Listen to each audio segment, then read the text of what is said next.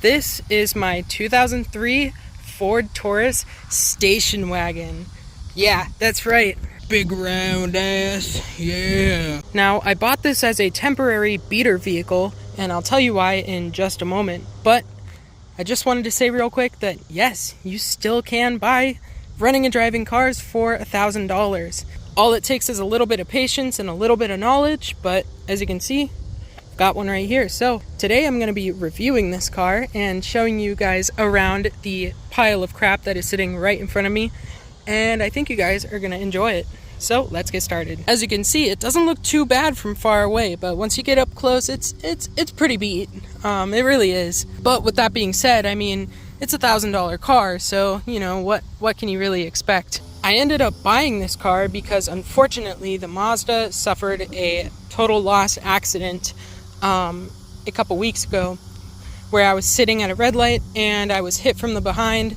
Took it to the body shop. The repair cost was going to be $4,800 for the amount of damage that was done to the car, and unfortunately it ended up being totaled out because of that.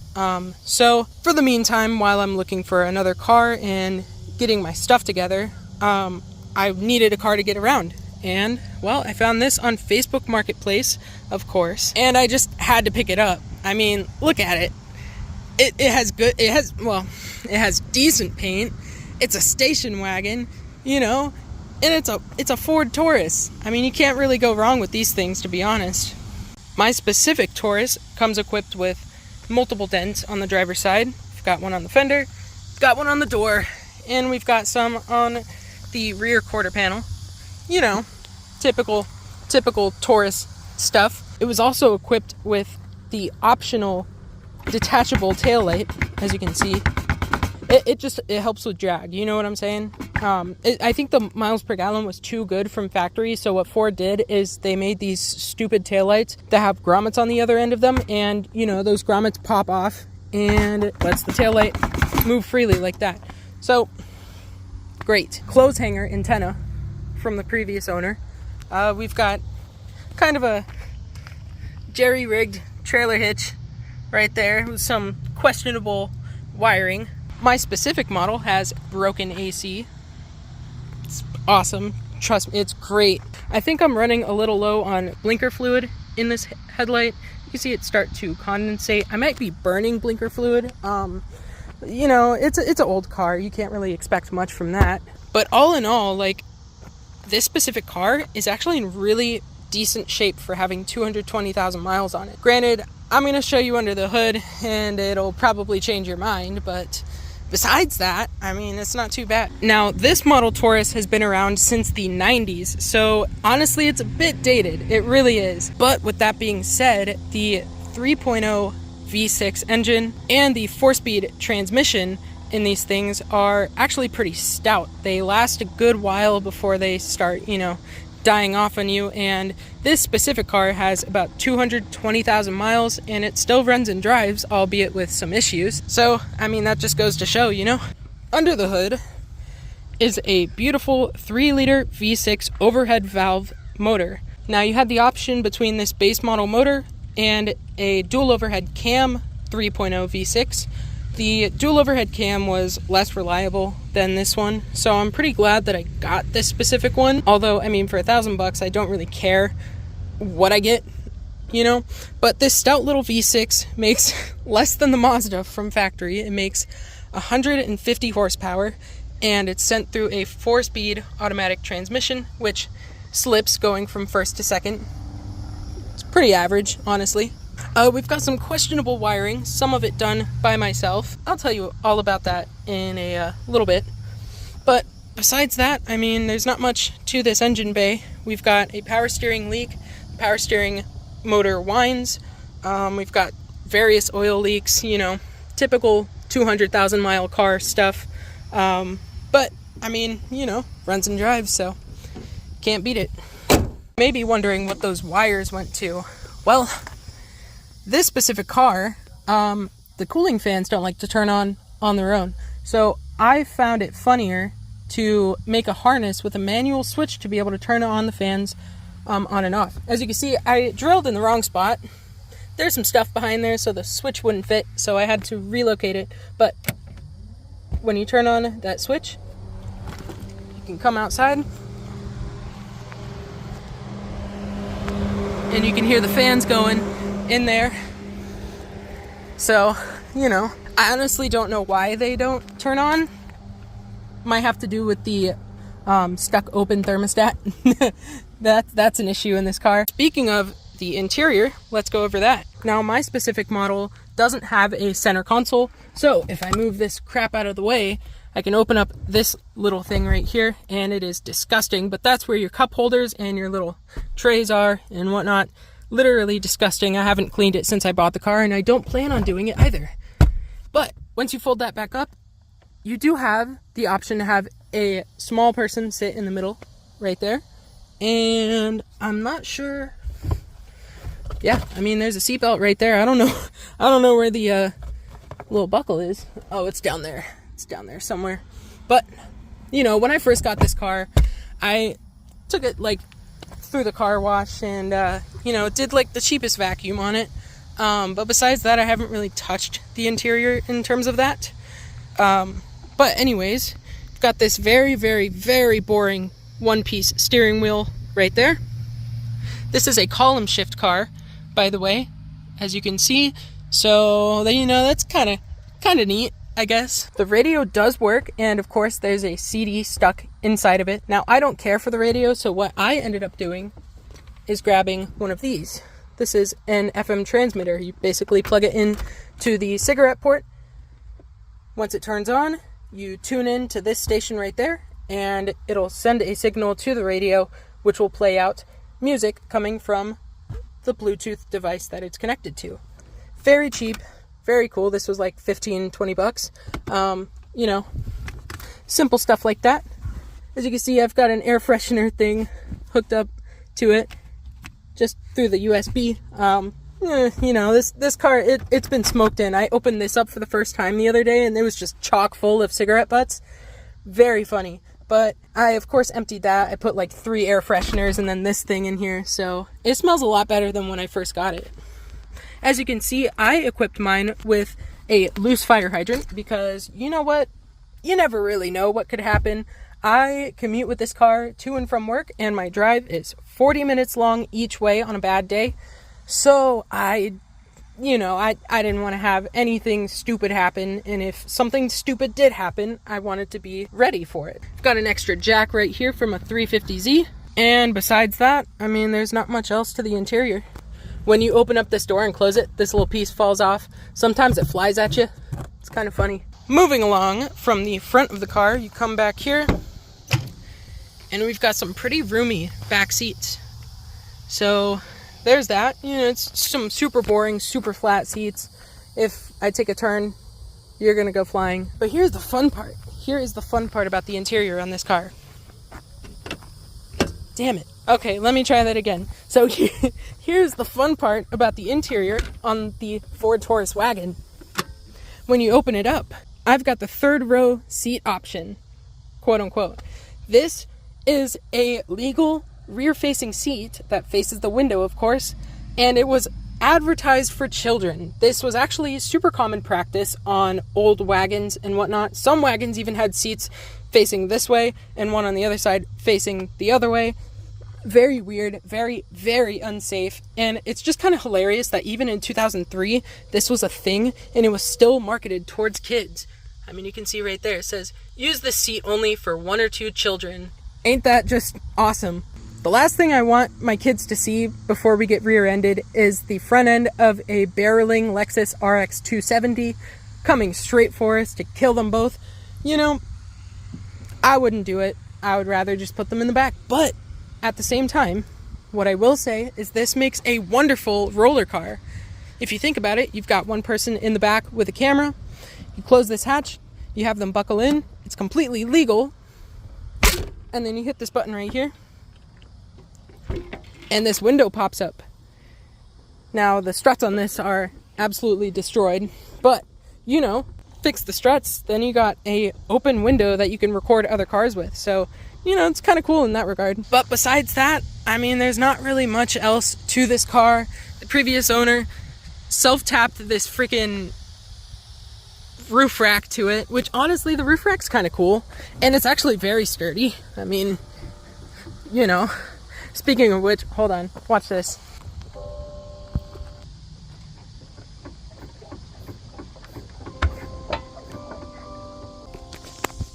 As you can see, it needs new struts, but once again, what can you expect from a $1,000 car? Speaking of which, I mean, yeah, here's what you can expect out of a cheap $1,000 wagon from Facebook Marketplace. I highly recommend that you take a look at one of these Ford Tauruses, even if it's not a station wagon.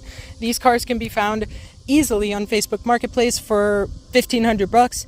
Lowball them, get it for $1,200. You know, you've got a nice, decent car that can get you around to places. And chances are you will probably end up with a better one than I got. I'll go ahead and take you guys on a test drive in a few, but like I said, it is manageable. You can find cheap cars, you just gotta look for them. Oh, and one more plus about this car is that it has like perfect tires. Something that I didn't expect from a car from Marketplace, especially for the price point that I bought this one at. But you know what? It's a plus. It really is. All right, let's go ahead and fire this bad boy up.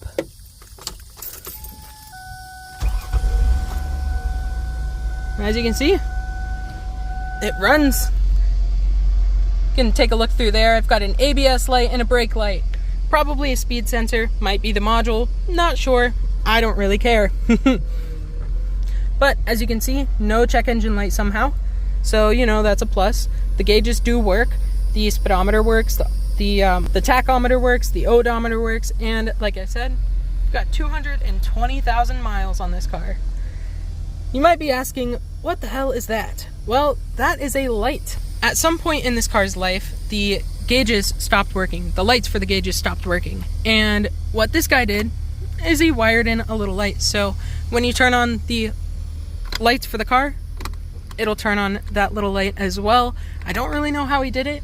I don't really care to find out. As long as it doesn't catch fire on me, it's fine with me.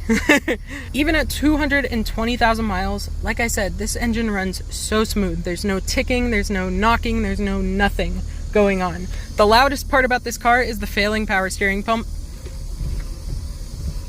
which you can barely even hear that now. So without further ado, let's go on a quick drive. Alrighty, so I've got you guys set up on my little tripod thing that's hanging off of the rear view mirror. I use that for GPS most of the time, but I mean, it works good as a camera too, so let's go ahead and pop this thing and drive real quick. Take it on a little drive.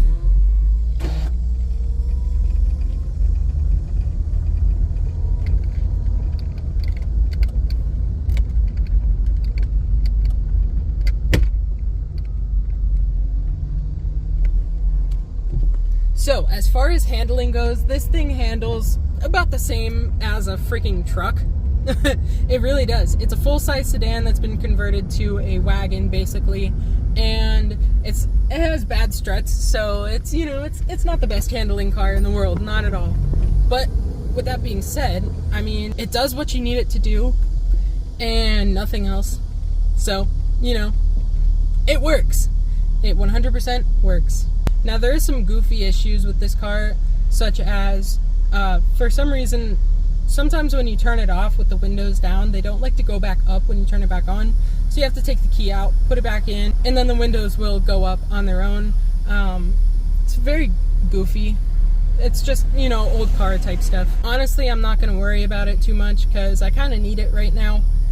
Like I said, no AC, it really sucks in Florida. Like, even right now, it's like 8 o'clock.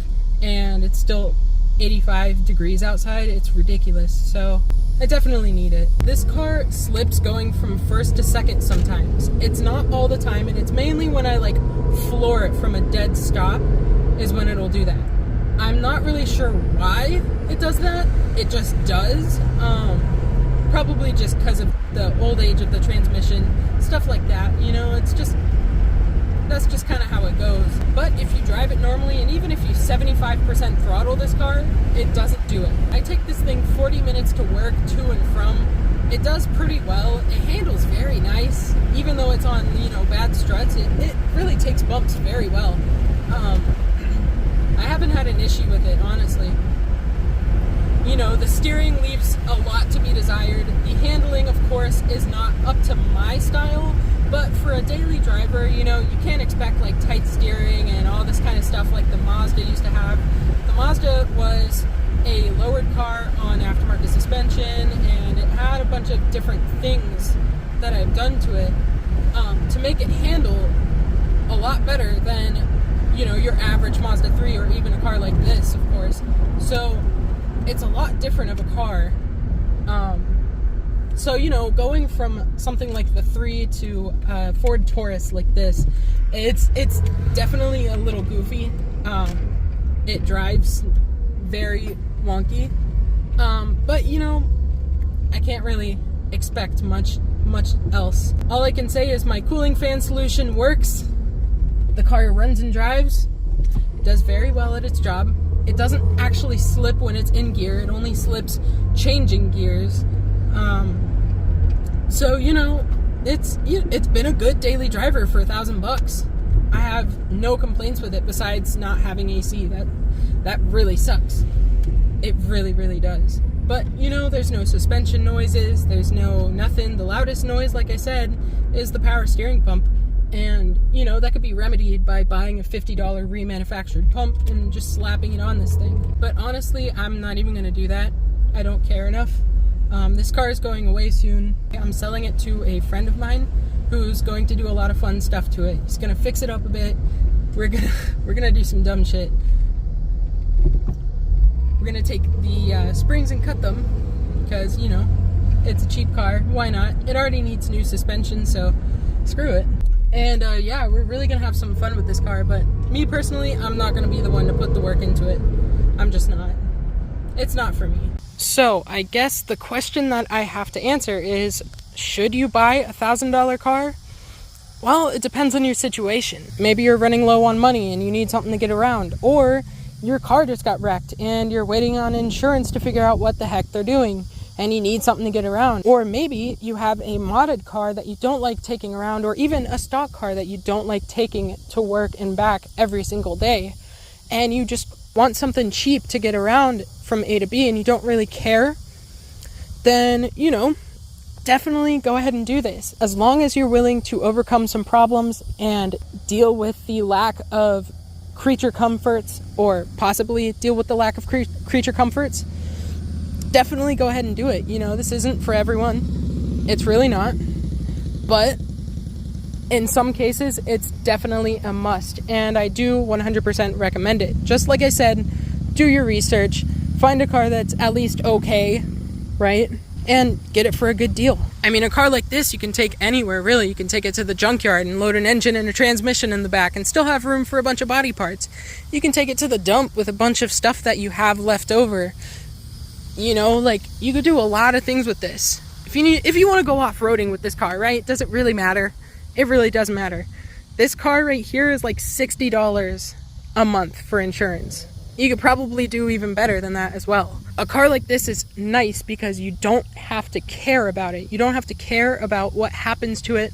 You could jump it off a cliff and laugh at the end of it. Okay, maybe not. But, you know, like, what I'm saying is, it's one of those cars that you get for so cheap and that you can find everywhere. It's nice. It takes the stress off of you of whether you're going to get into an accident or not. Like, when I got into the accident with the Mazda, I ended up crying for over an hour because, number one, those cars are becoming hard to find. Number two, I put so much time and effort into that car, especially money, and to just have it ruined on the spot, it sucks. It really does. But you know what? If something like that happens in this car, I'm going to laugh it off. I might even tell the person just to go away. It doesn't even matter. It's fine. A lot of people are caught up in, oh, I want this new car, and oh, I want this, and oh, I want that. But you know what? If you just want something to get around and you don't really care, then doing something like this is definitely an option. It really is. So anyways, I hope you guys enjoyed the little stupid review of my 2003 Ford Taurus station wagon, and I hope to see you guys in the next video, hopefully with a new car. Okay, goodbye. Ugh!